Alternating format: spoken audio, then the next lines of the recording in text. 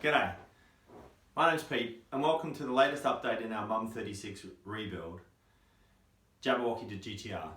Today's update's on surveys and sanding.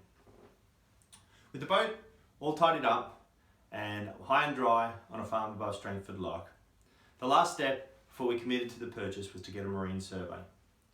When purchasing an older boat, it's really important to get a marine survey because while you can see what's happening on the outside, and it was plain to see that there was a lot of sanding required in this rebuild, it's important to get into the internal workings of the boat and checking out all aspects. And a marine surveyor has got very expertise in this space and the equipment to do this for you.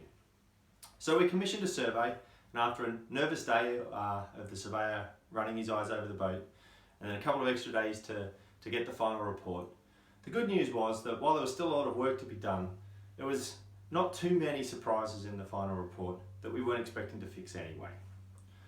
One of them was the high levels of moisture in the boat and replacing the bottom rudder bearing.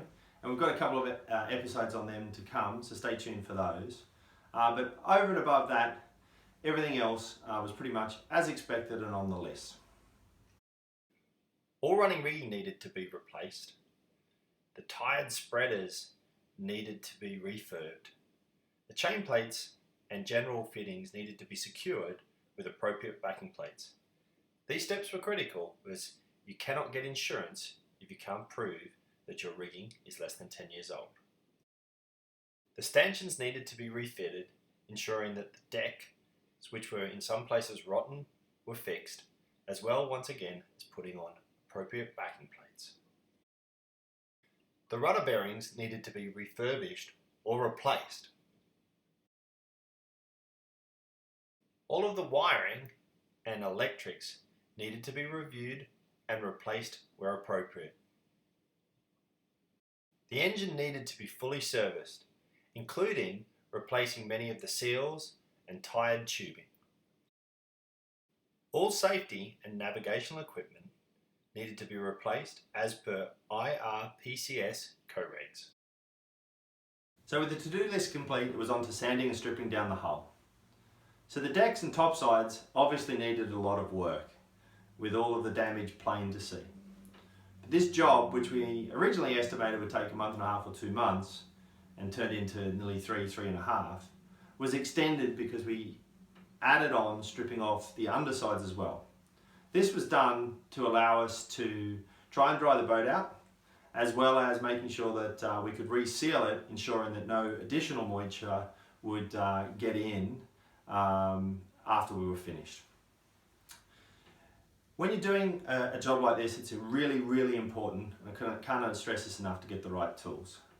And what you need for this is a random audible sander with variable speed control. Matching it with the right paper allows you to attack the really rough areas and get them quite smooth quite quickly, and then coming down to finer paper to finish them off. In the end, the team really wanted to get all of the bumps out, but it was just impossible with the size of boat. And to think that after 20 years of hard racing with lots of bumps that you were ever going to get it 100% right. So a compromise was reached, and we eventually, in the middle of a cold Northern Irish winter, decided to get her inside and dry her out. This was a great part of the build. Lots of excitement as we all talked about the potential of what she could look like. I'll never forget one morning getting there early and having to actually chip ice off the deck, maybe about ½ centimetre, before we could actually get into the final sand.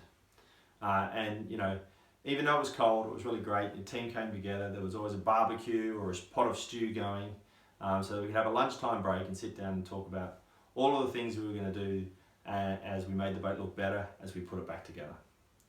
So that's the end of this episode. Please make sure you subscribe to the channel.